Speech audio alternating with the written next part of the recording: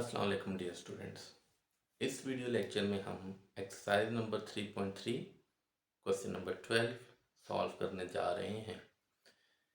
तो चलिए सबसे पहले क्वेश्चन को देखते हैं कि क्वेश्चन में हमें क्या गिवन है और हमने क्या फाइंड करना है। तो डियर स्टूडेंट्स, जैसा कि क्वेश्चन की स्टेटमेंट में अगर आप देखें तो हमें गिवन है which of the following matrices are singular and which of them are non singular. हमें कुछ मैट्रिसेस गिवन है पार्ट्स की सूरत में, जो कि 1 2 3 इस क्वेश्चन के पार्ट्स हैं, और इसमें हमने फाइंड ये करना है कि कौन सी मैट्रिक जो है वो सिंगुलर है और कौन सी नॉन सिंगुलर है। डियर स्टूडेंट्स, इससे पहले हम क्वेश्चन नंबर 11 सॉल्व कर चुके हैं और उसमें हमने पढ़ा था कि जब भी कोई मैट्रिक सिंगुलर होती है तो उसका डिटर्मिनेंट इक्वल टू ज़ीरो होता है। तो इट्स मीन्स अगर किसी मैट्रिक का डिटर्मिनेंट ज़ीरो के इक्वल है तो वो ज़ीरो सिंगुलर है, और अगर वो ज़ीरो नहीं है यानी डिटर्मिनेंट किसी मैट्रिक का ज़ीरो के इक्वल नहीं है तो वो नॉन सिंगुलर है। तो इसी को माइंड में रख के हम क्वेश्चन को सॉल्व करते हैं। तो सबसे पहले पार्ट 1 की तरफ चलते हैं। जैसा कि पार्ट 1 में हमें गिवन है तो इसका जो है वो हम लेट्स सपोज के इसको हम ए कह देते हैं, या सिंपल भी हम इसका जो है डिटर्मिनेंट्स ले लेते हैं। तो चले हम इसको नाम दे देते हैं, और ये क्या है 1 0 3 3 1 -1 0 2 4। और नेक्स्ट स्टेप में हमने करना क्या है, हमने इसका डिटर्मिनेंट फाइंड करना है। ठीक है, तो डिटर्मिनेंट फाइंड करने के लिए हम इसको ऐसे लिख लेंगे। और डियर स्टूडेंट्स, जैसा कि आप देख रहे हैं कि ये हमारे पास एक ऑर्डर 3 का डिटर्मिनेंट है, तो इसको हम क्या करते हैं, सिंपल एक्सपेंड कर देते हैं।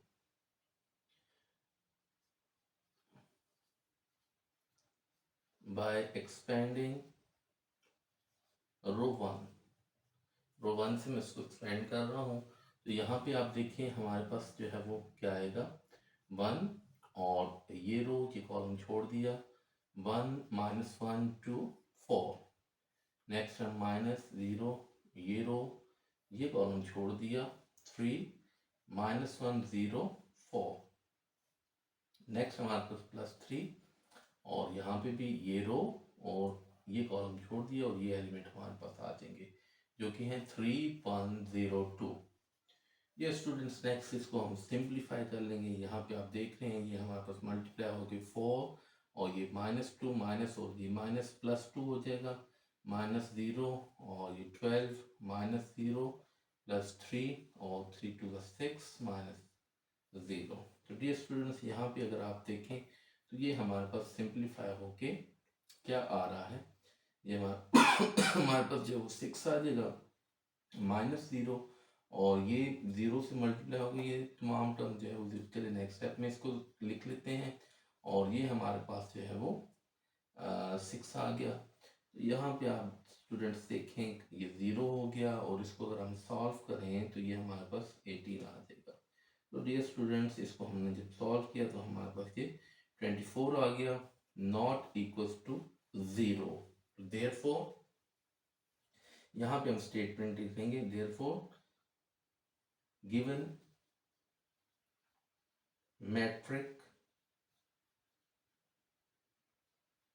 is not singular। इस क्वेश्चन में हमने ये ही बताना था कि कौन सी मैट्रिक जो है वो सिंगुलर है और कौन सी नॉन सिंगुलर है। तो जो हमने फर्स्ट पार्ट किया उसमें हमने क्या देखा कि ये नॉन सिंगुलर है, और वजह क्या है कि इसका जो डिटर्मिनेंट है वो 24 आया, 0 नहीं है, तो इसलिए नॉन सिंगुलर है। सेम इसी पैटर्न पे हम इस क्वेश्चन को यानी जो सेकंड पार्ट है इसको लेके चलते हैं। तो यहाँ पे भी हम इसका डिटर्मिनेंट जो है वो ले लेते हैं। लेट्स सपोज इसका भी हम नाम जो है वो ए ही सपोज कर लेते हैं। तो यहाँ पे डियर स्टूडेंट्स आप देखें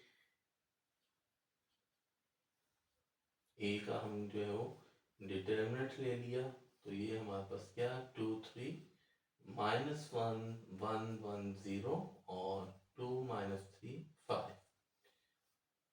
नेक्स्ट इसको भी हम सिंपल एक्सपेंड कर देते हैं। एक्सपेंडिंग बाय R1, तो रो 1 के साथ हमने इसको एक्सपेंड कर दिया, तो ये हमारे पास क्या आ रहा है 2। फर्स्ट रो फर्स्ट कॉलम छोड़ दिया 1 0 -3 5। नेक्स्ट टर्म हमारे पास -3, फर्स्ट रो सेकंड कॉलम छोड़ दिया 1 0 और 2 5, और इसी तरह हमारे पास -1 और हमारे पास एक टर्म आ जाएगी 1 1 2 -3। डियर स्टूडेंट्स को सिंप्लीफाई करते हैं, हमारे पास ये टर्म आ गई 5 -0 -1 -3 -2। तो यहाँ पे आप देख रहे हैं ये 2 × 5 आ गया, -3 × 5 -1, और ये हमारे पास -5 आ गया। डियर स्टूडेंट्स यहाँ पे सिंप्लीफाई किया 10 -15 और +5। तो डियर स्टूडेंट्स यहाँ पे आप देख रहे हैं ये 15 -15 = 0। तो यहाँ पे हम लिख देंगे therefore गिवन, सेम स्टेटमेंट ऐसे लिखते हैं, गिवन मैट्रिक इज सिंगुलर।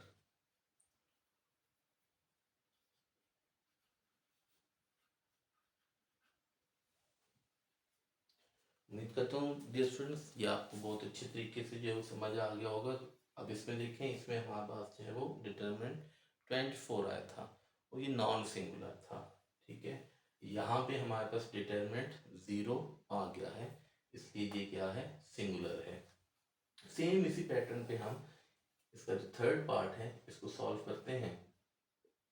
इसका हम डिटरमिनेंट्स जो है वो ले लेते हैं, इसको मैं ऐसे ही लिख लेता हूँ। हम इसका जो है वो डिटरमिनेंट ले रहे हैं 1 2 -1 -3 और 2 3 1 2 और 3 -1 3 4। डियर स्टूडेंट्स इससे पहले जो दोनों पार्ट थे उसमें हमें जो मैट्रिक्स गिवन थी उनका ऑर्डर 3 था, यानी 3 रोज थे और 3 कॉलम्स थे। यहाँ पे हमें जो मैट्रिक गिवन है उसका ऑर्डर 4 है। इसमें आप देखें 1 2 3 4 कॉलम है और इस तरह 4 रोज हैं। तो हम इसको पहले क्या करेंगे, ऑर्डर 3 में कन्वर्ट करने की कोशिश करेंगे और उसके बाद बिल्कुल इसी तरह सिंपल एक्सपेंड करके हम इसको सॉल्व कर लेंगे।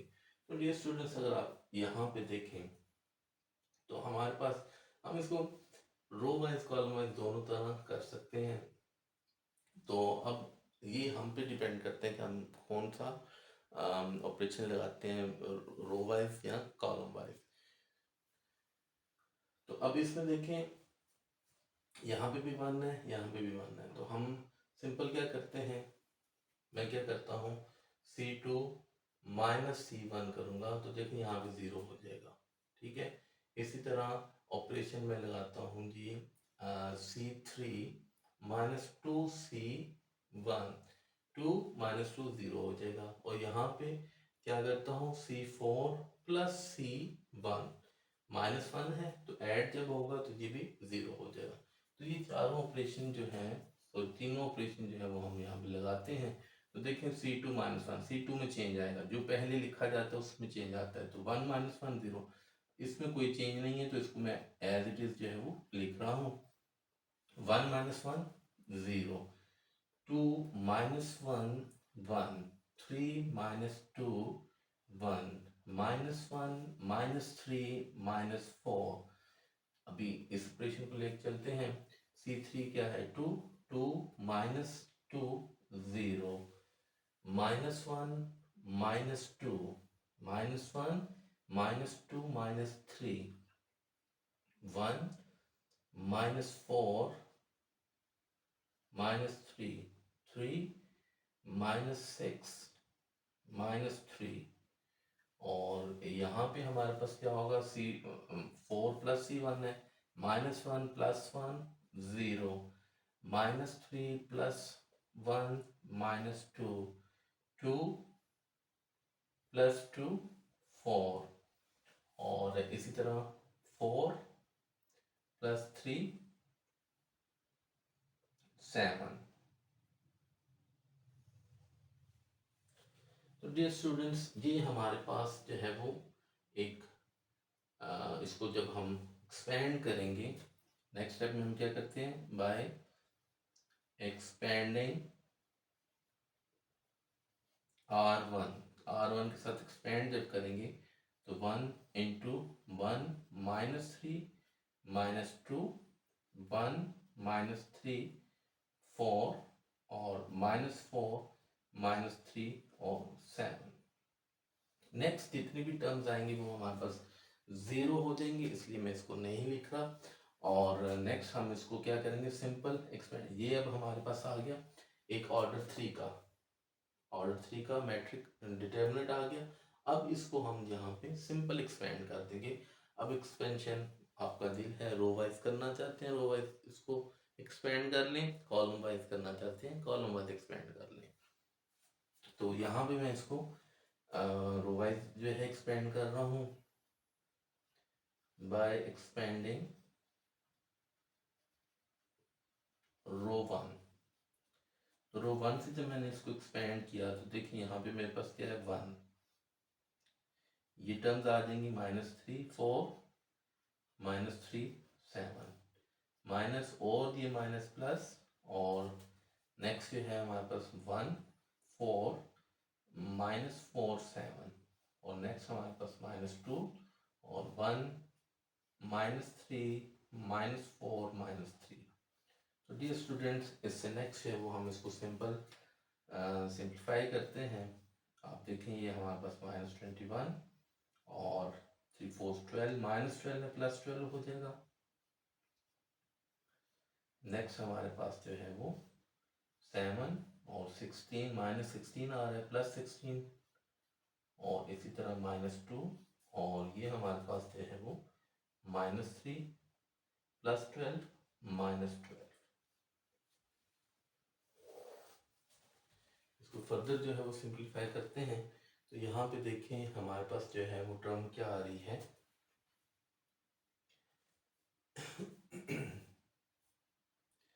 यहाँ पे इसको हम सॉल्व करते हैं तो ये हमारे पास जो है वो 9 आ जाएगा और -9 और इसी तरह +3 और इसको ऐड किया तो हमारे पास ये 23 आ गया और -2 और इनको ऐड किया तो ये हमारे पास -15 वैल्यू आ गई। तो डियर स्टूडेंट्स, यहाँ पे फर्दर इसको सिंप्लीफाई करते हैं तो ये -9 और ये हमारे पास जो है 9 और 6 और -+30। तो डियर स्टूडेंट्स, यहाँ पे अगर आप देखें तो ये हमारे पास 60 + 30 = हमारे पास ये 90 आ गया, जो कि नॉट इक्वल टू 0 है। देयरफॉर गिवन मैट्रिक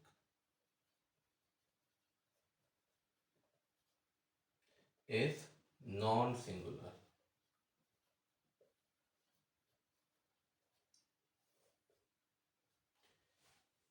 ये स्टूडेंट्स, क्वेश्चन नंबर 12 के भी हमने तमाम पार्ट्स जो है वो सॉल्व कर लिए हैं और इसमें आप देख रहे हैं जो फर्स्ट है वो नॉन सिंगुलर है और इसी तरह जो सेकंड है हमारे पास वो सिंगुलर है और फिर इसी तरह जो एंड पे हमारे पास जो है थर्ड पार्ट में ये भी नॉन सिंगुलर है।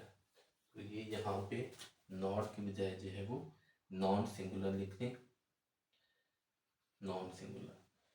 तो डियर स्टूडेंट, इसके साथ हमारा ये क्वेश्चन भी कंप्लीट हो गया। उम्मीद करता हूँ कि ये क्वेश्चन आपको अच्छे तरीके से समझ आ गया होगा। नेक्स्ट क्वेश्चन के साथ जल्द हाजिर होंगे, तब तक के लिए